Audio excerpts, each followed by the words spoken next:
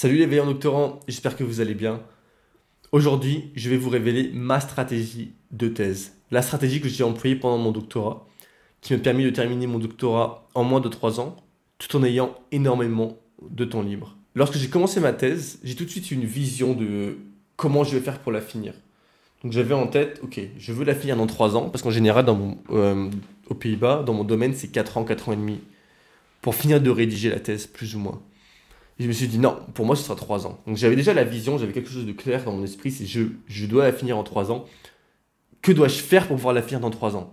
Et là, c'est la deuxième étape, c'est vraiment prendre le temps de réfléchir à comment mettre cela en place. Donc pour cela, j'ai discuté avec beaucoup de personnes. Et j'ai aussi appris à m'écouter, parce que j'avais déjà ce désir de finir en 3 ans. Peut-être que tu n'as pas ce désir, que t'as pas envie justement de faire cela, peut-être que tu as d'autres choses plus importantes à faire, peut-être que tu travailles à côté parce que tu n'as pas de financement. Donc, ça dépend vraiment de ta situation. Mais dans mon cas, je voulais finir en 3 ans parce que j'avais un financement et c'était du temps plein et je pouvais le faire. Comment j'ai géré mes semaines pendant ma thèse? Eh bien, en général, je vais travailler sur ma thèse le matin. Donc je vais rédiger un peu le matin sur ma thèse ou faire les choses que j'ai à faire pendant 2 heures, 3 heures. Après, j'ai ma pause du midi et après, je vais faire d'autres tâches. Le matin, ce sont les tâches très intenses, très difficiles à faire qui me demandent d'être très actif cognitivement.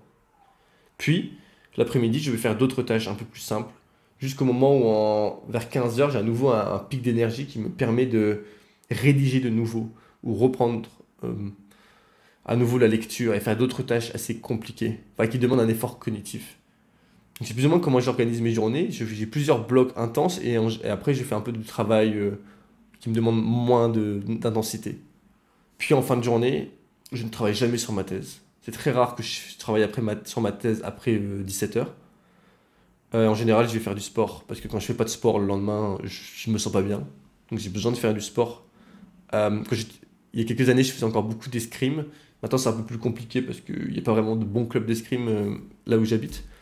Mais du coup, je fais d'autres types de sports. Je fais de la course, je vais un peu à la gym. Et du coup, le soir, je ne travaille jamais sur ma thèse parce que je comprends pas comment les gens font pour travailler sur leur thèse. Moi, ça ne fonctionne pas pour moi. Déjà, c'est pas très productif. Et en plus, le lendemain, je suis moins efficace pour le lendemain. Donc, je préfère me reposer le soir. Je peux travailler sur d'autres choses, mais pas sur ma thèse, ni sur mon doctorat. Et le lendemain, je répète. En fait, bien sûr, en même temps, je planifie à chaque fois mes actions. Donc, ça, c'est plus ou moins comment je gère mes jours. Le week-end, je ne travaille jamais sur ma thèse. Parce que j'ai l'impression que ça ne fonctionne pas, ça ne m'inspire pas, ça ne me parle pas de travailler sur ma thèse le week-end. Des fois, je me dis, je vais travailler, puis je m'arrive le samedi matin et j'ai juste pas le désir. Et j'aime bien fonctionner au désir avec un peu l'instinct qui vient en moi, qui me dit, ok, c'est ça que je dois faire. Et c'est pour ça que je fais très rarement ma thèse le week-end. Et lorsque je travaille, alors je fais toujours du travail intense. Pour moi, un travail intense, c'est lorsque tu es à 100% sur ta tâche. Tu es concentré sur ta tâche de tout ton cœur, de tout ton être, de toutes tes forces, sur ta tâche.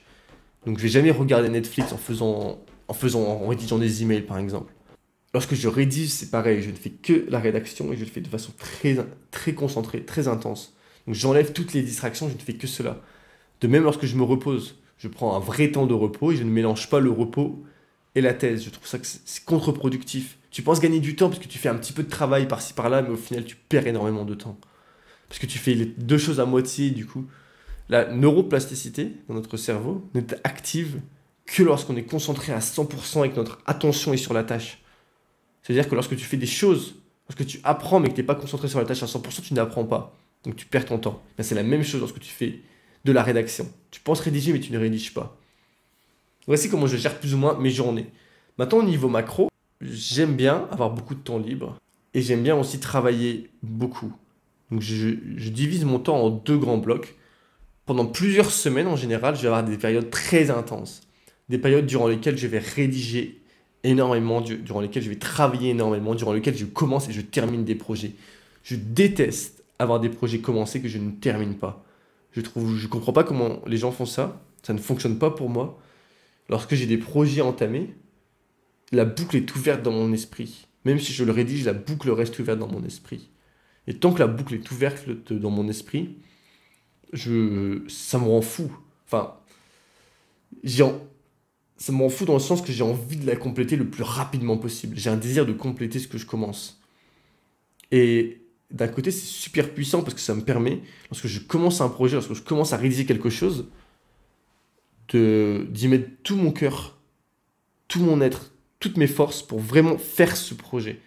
Et j'y suis vraiment concentré. Et lorsque je le fais, j'ai vraiment l'impression que c'est la bonne chose à faire. Et du coup, je fais le projet le plus vite possible, ce qui ne veut pas dire que je le fais mal. Ça veut dire que je me concentre à fond pour le faire et pour avancer le plus vite possible. Et j'essaie de fermer les boucles.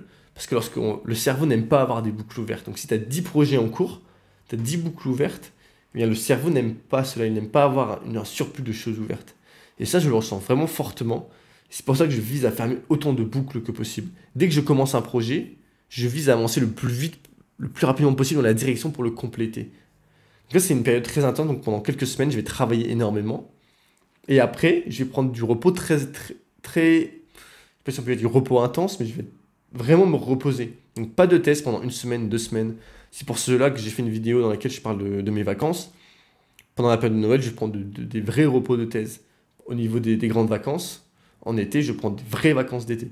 Et c'est ça qui m'a permis, en troisième année, je pense, c'est ça qui m'a permis vraiment, en troisième année de thèse, c'est de pouvoir partir 4 mois en Nouvelle-Zélande et d'avoir fini de rédiger ma thèse 2 mois avant la fin de mon contrat, ce qui m'a permis d'avoir 2 mois d'été dans lesquels je n'avais pas à rédiger ma thèse ni à faire quoi que ce soit sur ma thèse. Parce que j'avais fini en amont ce que je voulais faire, donc j'ai pu faire d'autres choses qui m'intéressaient, mais j'ai pas eu à travailler sur ma thèse. Je pense que c'est parce que justement j'ai fait des blocs dans lesquels je travaillais très intensément, et le fait d'avoir un bloc et une période de temps dans laquelle tu travailles en te concentrant énormément, eh bien, tu gagnes énormément de temps par la suite. Et bien sûr, après, à chacun sa stratégie, à chacun de faire comme il préfère. Mais moi, c'est vraiment comme ça que ça fonctionne pour moi. Je n'aime pas travailler un tout petit peu pendant 3 ans. Ça m'aurait rendu fou de travailler un tout petit peu tous les jours. Moi, je préfère travailler par bloc très intense pendant 2 semaines, et par exemple 1 semaine de repos. Ou par exemple, ce que tu peux faire, c'est que tu peux faire 3 à 4 semaines très intenses, et après tu prends 4 jours pour partir quelque part dans lesquels tu te reposes vraiment pour te ressourcer. Mais je pense que c'est vraiment apprendre à se connaître et apprendre à savoir, lorsqu'il y a des creux, dans des périodes creuses pendant notre travail, il faut vraiment prendre des pauses et pas faire semblant de travailler et faire des petites tâches dans lesquelles on essaie de faire des choses. S'il y a des périodes creuses, il faut vraiment prendre la période creuse. S'il y a des périodes intenses, il faut accepter la période intense. Après, est-ce que la période intense doit durer 3 ans? C'est à toi de voir ce qui fonctionne le mieux pour toi. Moi, ce que je pense, c'est que notre expérience de thèse est ce que nous en faisons, est ce que nous tolérons. Nous, nous recevons ce que nous tolérons. Donc si nous ne tolérons pas d'avoir des semaines à 15 heures, de travailler le week-end et de ne jamais avoir de vacances pendant 3 ans de thèse, ben je pense que ce ne sera pas comme ça que l'expérience de thèse sera. Si on le tolère parce qu'on pense que c'est la bonne chose et que c'est comme ça que ça doit être, ben l'expérience de thèse sera comme ça. Parce que c'est comme ça qu'on a décidé de l'accepter. Comment toi, gères-tu ta thèse? Je t'invite à commenter si tu gères un peu de la même façon que moi ou pas du tout, ou si tu penses que ma façon de gérer sa thèse ne fonctionne pas. J'aimerais beaucoup que tu commentes pour me dire comment toi tu gères ta thèse, que tu penses est une bonne méthode ou une mauvaise méthode. Je vais ouvrir un club pour les doctorants pour les aider à avancer le plus vite possible, à prendre le contrôle de leur thèse. Et je t'invite, si tu es intéressé, à aller voir mon blog Vaillant Doctorant, à y mettre ton adresse email pour être sûr de ne pas louper les mails quand ils vont arriver à ce sujet-là. Et je te dis à la semaine prochaine. Ciao!